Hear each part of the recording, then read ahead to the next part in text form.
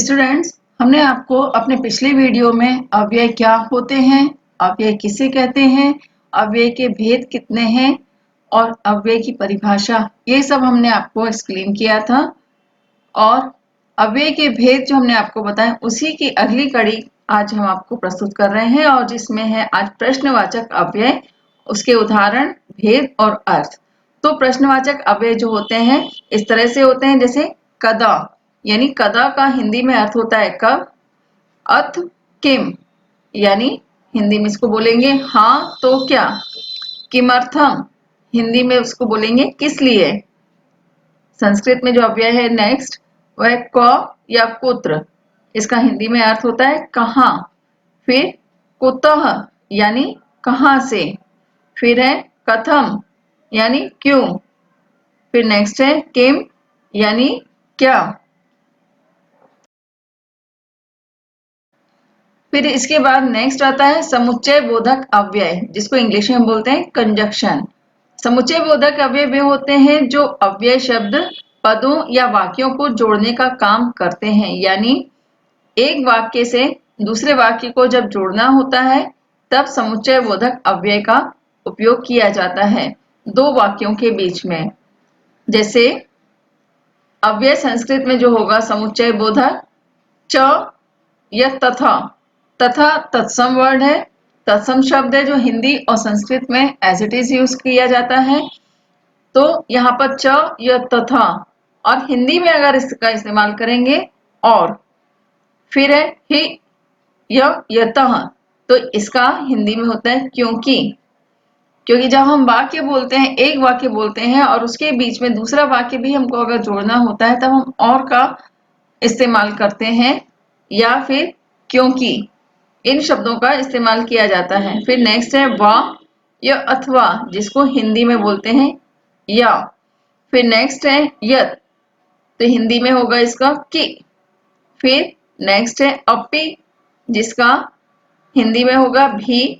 फिर है अतः, इसका होगा इसलिए।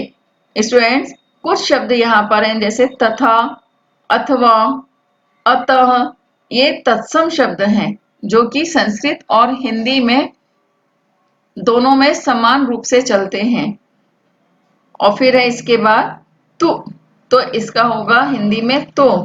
फिर है यदि या चेत, तो इसका हिंदी में होगा अर्थ अगर। फिर है नेक्स्ट तदा, जिसका हिंदी में अर्थ होगा तो।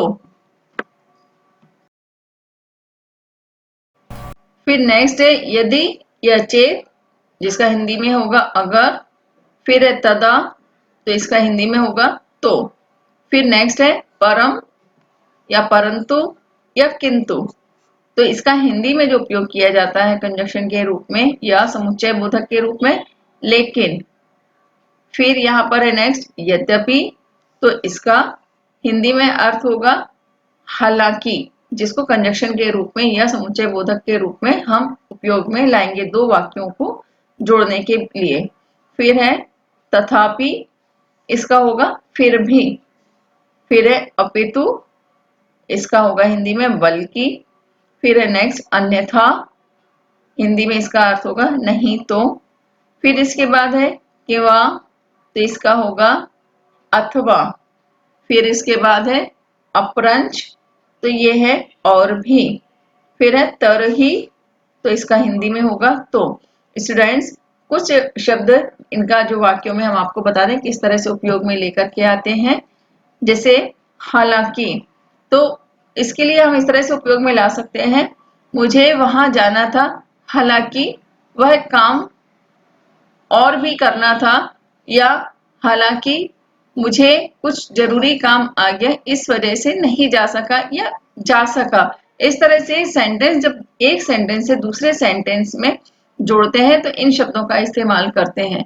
अब जैसे यहाँ पर करते हैं, मुझे जाना है, अगर तुम भी साथ चलो तो अच्छा होगा, तो यहाँ पर अगर जो है तो संस्कृत में इसी तरह से यदि या चेत का इस्तेमाल किया जाता है। स्टूडेंट्स, आप हमारे वीडियो देखने के लिए सब्सक्राइब करना ना भूलें ताकि आपको सबसे पहले नोटिफिकेशन मिल सके।